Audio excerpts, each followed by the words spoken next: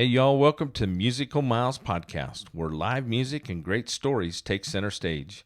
Today's episode is brought to you by our friends at Teton Guitars. Whether you're picking tunes around a campfire or taking the stage at your favorite honky tonk, Teton Guitars delivers rich, soulful sound built for the journey. Learn more at tetonguitars.com.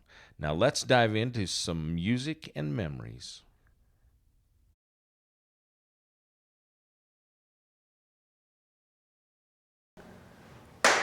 Hey, music lovers, welcome to Musical Miles Podcast. I'm your host, Byron Duff, and I am here with Mr. Kalyn Beasley. I'm glad to be here, Byron. How are you, buddy? I'm doing well, sir. How are you? So we are actually in Red Lodge at the Red Lodge Songwriter Festival, and we're actually at the Yellowstone, at Buses of Yellowstone. Mr. John Mueller has been so gracious to allow us to come in here and film these podcast episodes.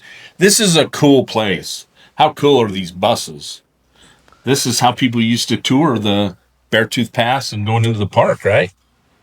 Yeah. John just gave me a tour of these buses. We're gonna get a tour from John at some point here. We're day 2 essentially, started last night. You guys did a 5 o'clock show at the Pollard, and then we did the big VIP party with the Nashville Hitmakers, and what a cool deal that was. But let's back up a little bit, because you and I met actually at Livingston last year. That's right. And then we saw you at Whitefish, but you have done a lot since we met. You've cut some new music, released some singles, but you just cut a new album too. Yep, for sure. So you went to Texas and did that album. Mm-hmm. Did Reckless Kelly produce that album for you? Or Cody produced it. Yeah. Cool. A couple of the Reckless guys played on it. They're great guys. I mean, they're just great guys. In fact, on the way here yesterday, I got a text from Jane As, because we're supposed to interview Ellis Bullard again. He manages Ellis.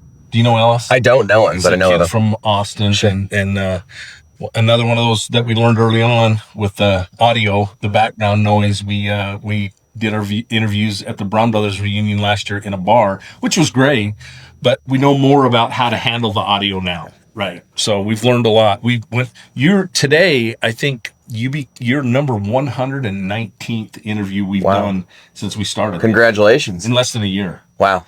And I think our 82nd or 83rd podcast will post today at 1 o'clock. So actually it posted 15 minutes ago. It's all set up. So anyway, but you've had a lot happen. So I wanted to sit down real quick and just kind of get the update. Lots happened in the last year. It's been a busy year since we last talked, because that would have been in October. Right. So at that time in October, we'd recorded some songs, and we were getting ready to record some more songs, and then those songs eventually came out in February and April. And the first one was Goodbye BYU, which was a remake of an old song I'd written. Right. Full band version. That one came out February 28th, and then we released Had to Go There, which came out April 18th. And then in the kind of during that time in early February, we went to Austin and cut that record with Cody and the Reckless guys. Jeff Queen and Joe Miller played bass on that. And then my drummer, of course, Levi Lomo, was playing drums. We got some other good players on that. Sure. And Cody sings on that and plays fiddle. And mandolin. And so an incredible experience. And so those, probably by the time this podcast comes out, the first song off that collection of songs, the Ranch and Rich album, the first song will be Ranch and Rich, comes out June 27th. Which tickled me, because you're doing that with Ned Ledoux. Yep. And we got to actually, after we met you and interviewed you, then we went to Texas and did a whole tour down there and interviewed a bunch of guys and got to hang out with Jeff Crosby and Cody Braun at the Saxon. Cool. They were there to see Walt Wilkins play and Tyler and the Train Robbers. And so it was just kind of a big Idaho love fest going on down there. For sure, yeah. And so which was really cool. Yeah. Well, and we got to interview Gary Braun while we were there from Making the Motor Cars. And so, there's just so much cool music in Texas. And of course, and then you were there. But you said in April is when you went down and did the... Early February, we cut that record. Early February, that's right. Okay. Yeah, about the first 2 weeks of February, we were down in Austin. Yeah. Well, there's our year's been a whirlwind as well. Yeah, it sounds like it. So it's been really, really crazy. And and no plans on slowing down. We just keep the pedal to the metal, because we're either going to make this thing work, or what was the story that Tony Arata told last night about his wife said, "Honey, we can be broke anywhere." Right? Well, we're retired, and we might be just retired and broke after we chase this podcast. But we're getting some traction, and we're hoping that we're going to get some good sponsors. We're picking up some attention. That's the only way I feel like you can do it. You've kind of got to show, and you're getting the guests, you're getting the interviews that you can then, build into that catalog, and where people are going to be interested and can come in your way with sponsorship or endorsement or whatever. So, well, the cool thing about it is that it's a little bit like an album. It's forever, right? Once you put it out on the internet, it's there forever, right? Yep. So they can always go back and re-listen to them. Yeah. Our episode with Cody Canada was a good one. That was early on. Django Walker. Yeah. Great interviews, and those interviews have kept getting watched over and over again, as well as Corb Lund. Corb's episode, just to me, I looked at it the other day and went, wow, it's still popping. Yeah, that's cool. That's so cool. Yeah. And so and then Chancey, we got to interview Chancey in Vegas, which was so cool. Yeah. Chancey and Corb actually on the same day, and that was fun. That was a great day. Yeah, I mean, these are all like the people you're interviewing are my heroes and people I look up to. So. Well, I know, and yeah. And people you're getting to work with now, which is so cool. It seems like it, yeah. And that I got the chance to open up for Chancey a number of times, and you kind of get in these circles a little bit. As a musician, it's really hard to break into because they're already friends and have been friends for years. Right. And also, when you get to kind of a certain level that that's where you have a pretty big fan base and able to tour nationally, that's they kind of feed off each other, and when you're just kind of starting to break into that, you're kind of the odd guy out. But once again, you're not a none of those guys are overnight successes. Corb's been at it for well over 20 years, for sure.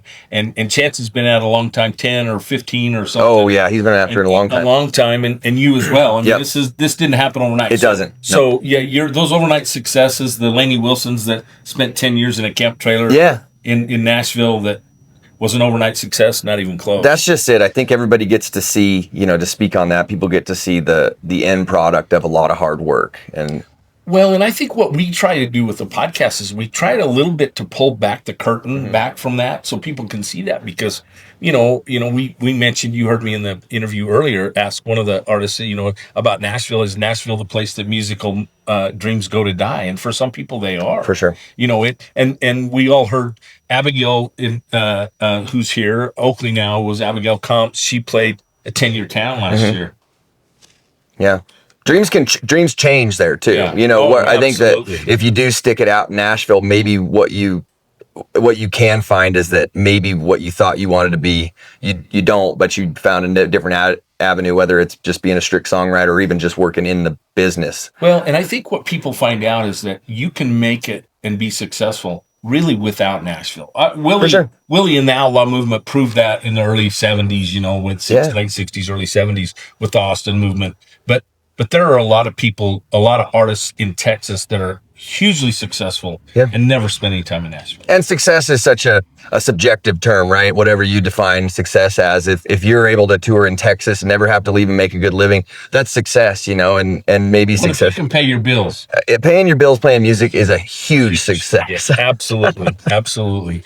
Yeah, well, it's no different than being a music podcast, right? Yeah. I mean, we're banking on this at some point that we find those people, those fans like you do as a musician. But, we hope that what we do is help you find fans. For sure. So thank you very much. Yeah, it is. And that's what I was talking to somebody else about this the other day, as far as it's really a long game, of course, when you're doing any of this creative work, but understanding that it isn't going to happen overnight. And also understand there's a lot of people out there. And if you can just stay with it and keep working and keep producing and keep making, better work every time that you take a swing, there's so many people out there.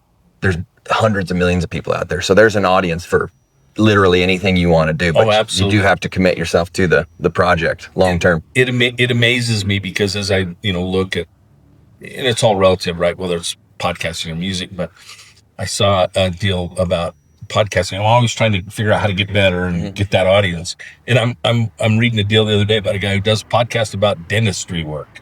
Who would listen to that?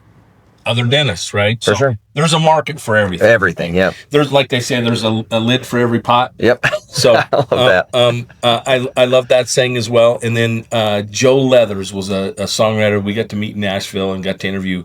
And he had some great advice from a coach when he was a kid. He said, Leathers, swing.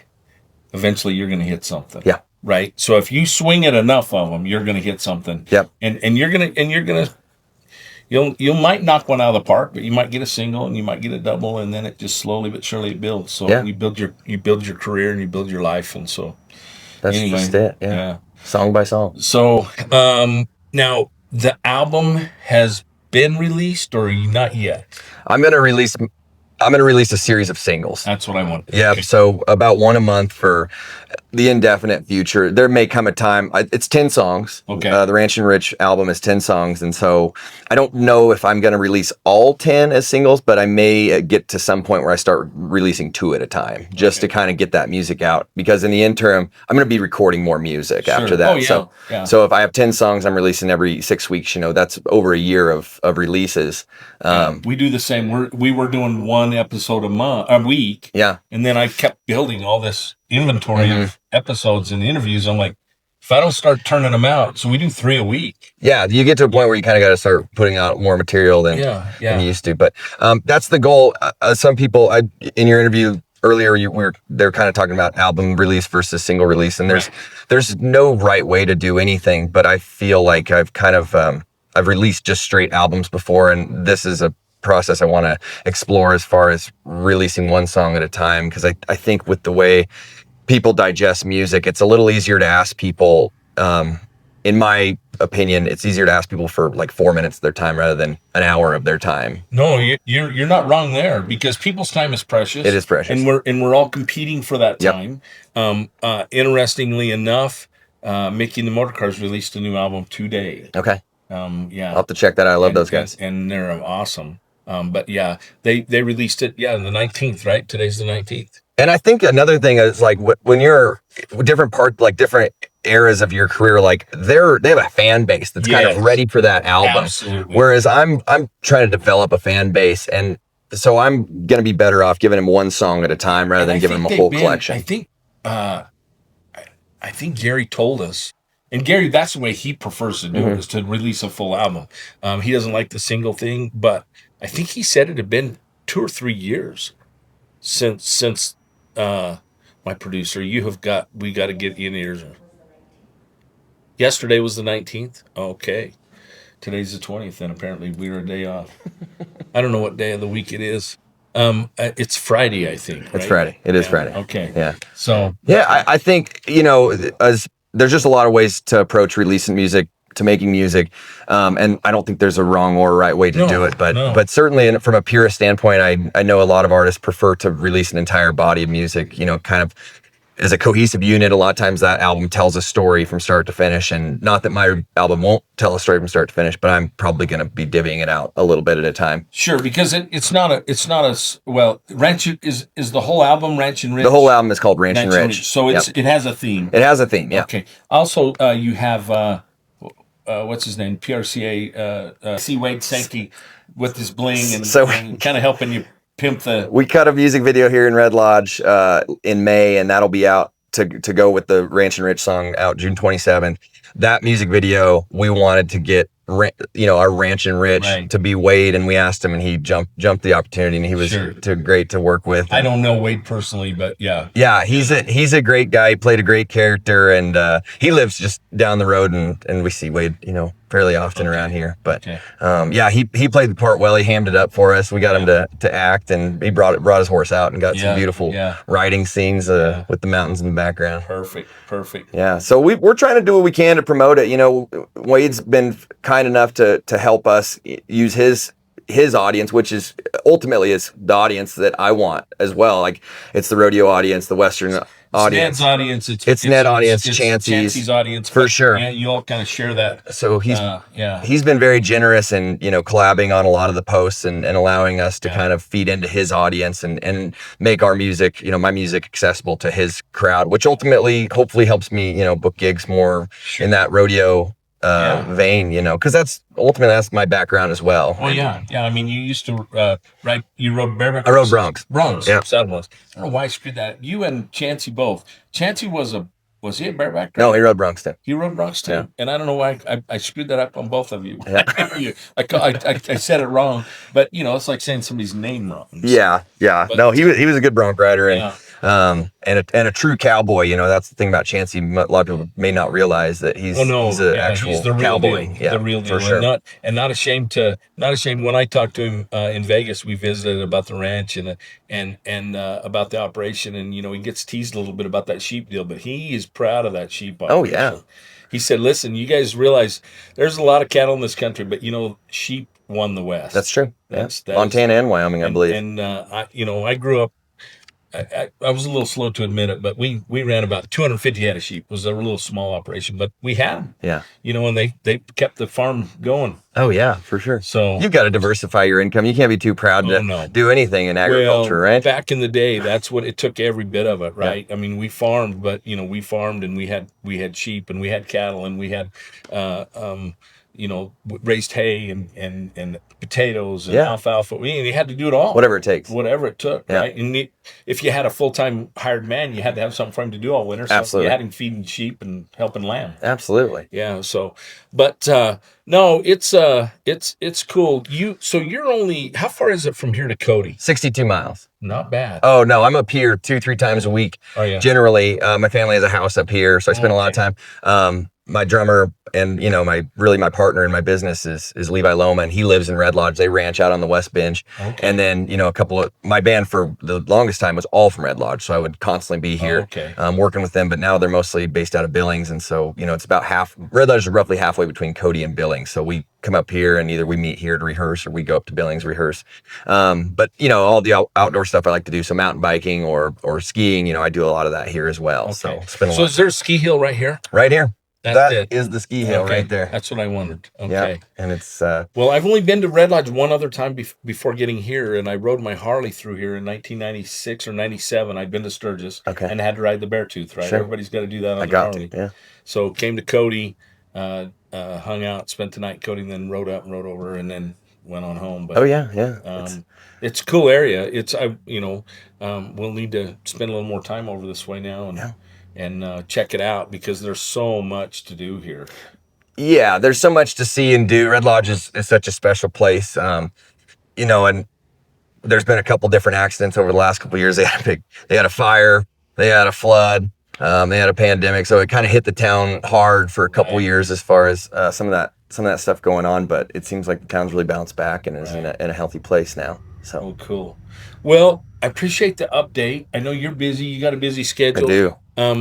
We've got a couple more interviews coming in this afternoon here, and this is when we get to these events, we got to take advantage and sit down with you guys when we can. But it's always good to catch up, and we'll get this one updated. We're hoping to, as we're moving through more episodes, we're getting them out a little quicker. So. Awesome. Well, thanks for the opportunity. We sure appreciate it. Giving us some time to talk about stuff. Before you get out of here, though, play me a song, will you? Oh yeah, for sure. And then autograph that one. You autographed the last one too, but I think this is number 5 since I started doing this that we've covered up in autographs. It was brand new today. Nobody had signed it till today, so. Can I get it? Run a quick tune on this thing? Absolutely. Let me see. I think I've got a tuner app on my phone. I can just quickly get her tuned up for you. But this is a beautiful guitar here. So that's a Teton, and that is a willow, and it weighs about nothing. Okay. It's so light. This is the second willow that they've given me. I actually said I almost brought it. I started playing. They've given me a little parlor, Teton parlor guitar. Okay. And I really, really like it just for the convenience of it and the size, but it's not quite as, it doesn't have quite the volume. Sure. Just because big guitars give big volume, right? Those parlors are really great. They, if you, for just, sitting in your lap, these big dreadnoughts can be quite a bit. But no, these things really light, but it makes a lot of noise here. So yeah, it's loud for what it is. Just almost there. And I normally tune them, but everybody's been picking it up and kind of poking at it, and so I just. We're getting close here. Oh yeah, that sounds great. All right, so this is a song called Ranchin' Rich. I wrote it with Levi Loma, and Kane Peters put a stamp on it too. And this song's out June 27th. So if this podcast is out, check it out on my Spotify. Whether the podcast is out or not, this will be out, this part of it. Okay, perfect. Well, this is called Ranchin' Rich here. I'll just play just the first verse and chorus for you. Perfect. Okay, perfect.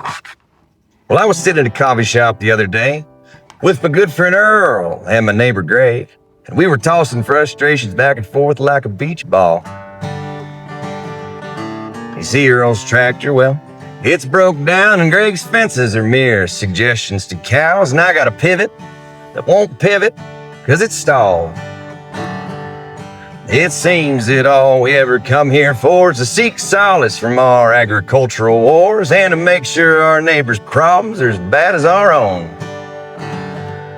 I wish things were different. If there's one thing I'd change, I wouldn't move off this generational range, but I could sure do without my annual meeting of out alone. Wish we were ranchin' rich. It ain't the same as ranchin' poor. With a little bit of change that we make for all these chores. We got bills that are coming due. Can't afford to buy nothing new. Everything that we got's held together by twine and a little can do. Ranchin' Rich there. That's that'll do. Love that. Yeah. Thank you. Yeah, let's sign it for you.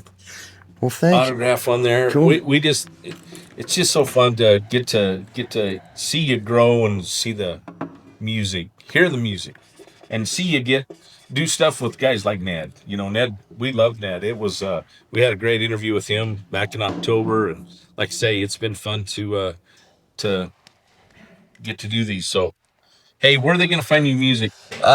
I'm everywhere. Apple, Spotify, Amazon Music. If you want a hard copy, you can contact me through my website, kalynbeasley.com. Instagram, at Kalyn Beasley. Facebook. I'm on TikTok even, so I'm everywhere. Yeah. Well, so are we. All right.